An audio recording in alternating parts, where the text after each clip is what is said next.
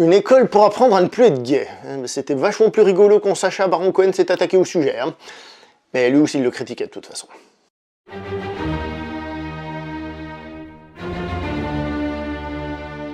Bonjour à vous les cinéphiles et bienvenue pour cette nouvelle critique en post-projection. Il va être aujourd'hui question d'un film dramatique qui s'appelle Boy Erased, réalisé par un certain Joel Edgerton. Et ce Joel Edgerton, c'est un nom qui me disait quelque chose. Je l'ai vu au générique, je dis ce mec, ça me dit quelque chose. C'est seulement sa deuxième réalisation, mais faut pas oublier que le monsieur est surtout acteur. En fait, il a tourné dans plein de films, évidemment. On l'a vu l'année passée dans Red Sparrow. Et, alors je crois pas que c'est le premier rôle dans lequel je l'ai vu, mais on peut se souvenir de lui, entre autres, dans le film Warrior, vous savez, le film de MMA, là. Et ben, il faisait un des deux frères. Bah ouais. Et il se croit évidemment un rôle dans le film, et pas le rôle le plus glorieux qu'il y a dans le film. Dans le rôle principal, on a Lucas Hedges, qu'on a déjà vu dernièrement dans Ben is Back, et qui... Dans Ben is Back, c'était le fils de Julia Roberts, et ici c'est le fils quand même de Nicole Kidman ou encore de Russell Crowe. Des Australiens. Mais il faut pas oublier que Joel Edgerton est aussi australien. Est-ce que Lucas Hedges est australien ça? Tiens, ça je sais pas. Bonne question. Non, il ne l'est pas, donc c'était bien lui l'intrus qu'il fallait biffer. La note que je vais donner à ce film, c'est pas compliqué, j'ai adoré. 9 sur 10. En fait, ce film, c'est un drame, mais un peu comme un film d'action. Ouais, ça ne veut absolument rien dire, mais je vous explique ce que j'entends par là. Dans le sens où il est super rythmé, même s'il est relativement lent, même si bien sûr c'est pas un film d'action où il y a plein de trucs, mais chaque scène, pratiquement chaque scène de ce film est hyper forte, émotionnellement parlant. Alors, il y a de temps en temps une petite scène pour respirer un coup, mais croyez-moi, c'est moment fort, moment fort, moment fort, moment fort, et ça pendant tout le film. Honnêtement, le nombre de scènes où j'ai été... voire même à la fin où j'étais un peu ému et tout, franchement non, ce film, émotionnellement, c'est de la bombe. Il faut dire que le sujet était relativement intéressant, donc pour ceux qui ne savent pas, c'est un jeune homme qui se découvre homosexuel. Alors dans la bande-annonce, j'étais pas très certain, je l'ai vu vite fait, si c'était lui qui allait de son plein gré dans une espèce d'école religieuse pour apprendre à accepter Dieu et à ne plus être homosexuel, ou si c'était le parent qui le forçait, mais quoi qu'il en soit, il y avait ce sujet-là, et évidemment on imagine le résultat que ça va donner. En plus, on apprend à la fin du film que c'est tiré d'une histoire vraie, enfin moi je le savais pas avant. Après bon, tiré d'une histoire vraie, toujours avec des pincettes chez moi, mais quoi qu'il en soit, c'est toujours ça de prix en plus, donc moi personnellement, le sujet m'intéressait. Le film commence avec des images de l'enfant, alors je pense que c'est le vrai Lucas Hedges qu'on voit dans ces images, hein, ce sont vraiment des images de lui étant gamin, et tout d'un coup, transition, la musique s'arrête, et on arrive dans une ambiance un peu sombre, il est juste en train de s'habiller comme ça, on voit déjà, bam, le décalage entre l'enfance et là maintenant tout de suite. Magnifiquement fait. Scène d'après, on voit qu'il rentre dans cette école et on voit tout de suite que ça ressemble à une prison. Ça arrive, il faut laisser tout ton matériel à l'entrée, ils ont le droit de vérifier ce que t'as, les appels que t'as passés, etc., etc. Donc le mec, on voit déjà qu'en fait, il rentre dans une prison. Et c'est exactement ça. Mais ce qui est très fort, c'est que c'est pas juste une prison physique, c'est aussi une prison mentale. Et à ce niveau-là, j'ai trouvé franchement que le nombre de scènes qu'il y a, franchement, t'hallucines. Tu vois les trucs, tu vois d'autres trucs, tu fais...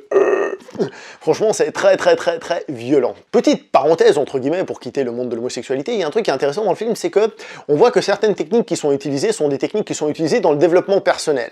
Par exemple, le fait de dire, voilà, ça c'est un billet de 10 €, je le chiffonne, clac, clac, clac, clac, est-ce que c'est toujours un billet de 10 €, est-ce qu'il a toujours la même valeur? Ça, c'est un truc qu'on voit dans le film, il y a d'autres astuces, pas toutes évidemment, mais il y a d'autres astuces qui sont utilisées dans le domaine du développement personnel, et je trouve que ça donne de la crédibilité justement à ces scènes, parce que c'est vraiment des méthodes qui sont utilisées. Alors dans le milieu de...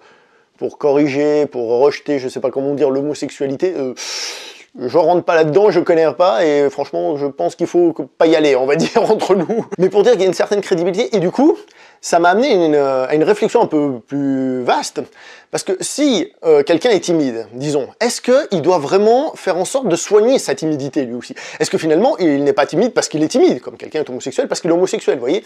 Est-ce qu'il doit vraiment se forcer à aller vers les autres? Est-ce qu'il doit s'ouvrir, etc. Alors, on sait que socialement, c'est payant, hein, c'est-à-dire que vaut mieux être quelqu'un pas trop d'introverti, je dis pas, mais il faut pas être comme ça renfermé sur soi-même, il faut avoir un peu, comme on dit dans le sud de l'Espagne et dans le nord aussi, des cojones, vous voyez? Mais tout d'un coup, je me suis dit, tiens, s'il y en a un, parce que voilà, on le voit venir, qu'on sait qu'on peut pas changer, est-ce que l'autre, on peut le changer aussi? Est-ce que ça vaut la peine de le changer? Et c'est là que c'est intéressant de voir que justement, la timidité est vue comme quelque chose, pas de gravissime, mais de plutôt négatif, qu'il vaut mieux corriger pour vivre mieux, et l'autre, ben, on sait qu'on ne peut pas de toute façon, hein. Et bref, ça m'a amené une réflexion à ce niveau-là, donc voilà, comme quoi il y a d'autres sujets que peut-être un jour on devrait réussir à, comment dire, à accepter totalement, mais c'est pas demain la veille.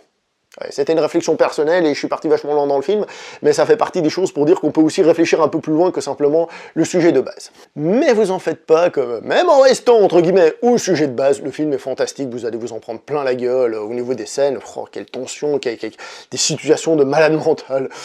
Ah franchement, des trucs de ouf, je vous le dis très honnêtement. Les acteurs, ils sont, je trouve, très bons. Alors, Lucas Hedges, il fait quelque chose de plutôt réservé. D'ailleurs, il fait quelque chose qu'il faisait déjà à peu près dans Ben Is Back, hein. Je pense qu'il doit jouer à peu près tout le temps de la même manière, du moins ce genre de rôle. C'est-à-dire, il est très sur la réserve. Il n'est pas hyper méga expressif, mais ça passe quand même très bien, parce qu'il y a beaucoup de dilemmes intérieurs, justement, dans ce film, et il le fait très bien, il n'y a pas à chier. Nicole Kidman, je l'ai trouvée en dessous, par exemple que dans Destroyer, là où elle m'avait remis en place avec des grosses baffes.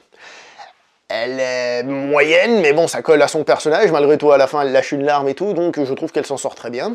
Celui qui est intéressant, c'est Russell Crowe. Je l'ai trouvé très intéressant parce que il fait donc le père très croyant, très strict sur la religion, et je trouve qu'il arrive vraiment à dégager quelque chose, grâce, entre autres, évidemment, au scénario, c'est-à-dire ce côté...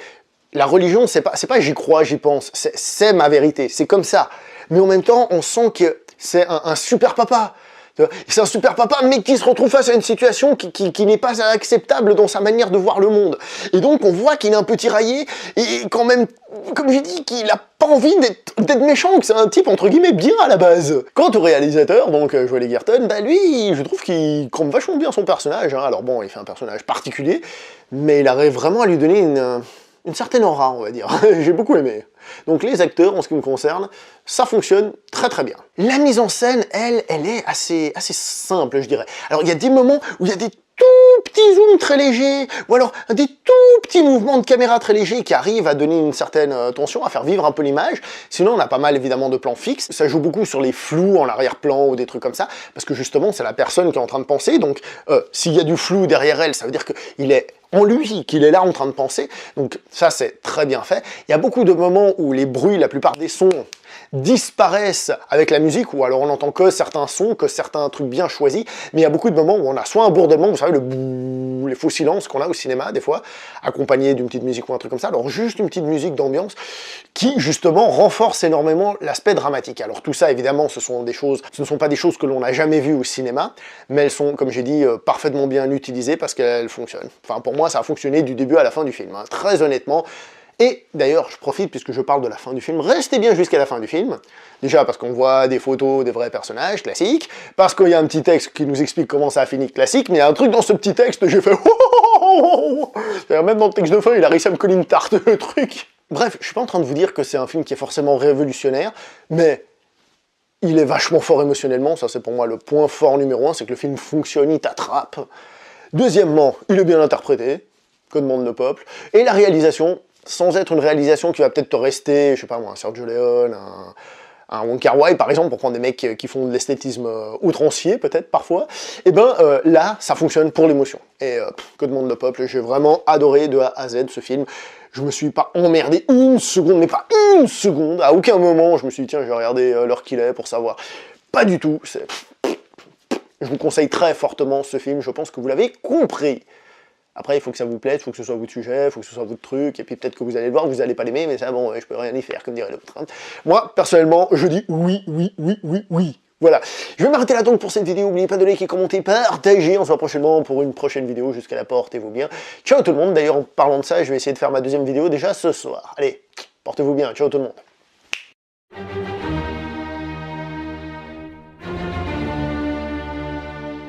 Voilà, le film il fait pas ce que je fais là, c'est-à-dire glander et qu'il se passe rien, qu'on s'emmerde. Et puis évidemment il est pas mal interprété non plus. Bref, voilà, c'est la vie.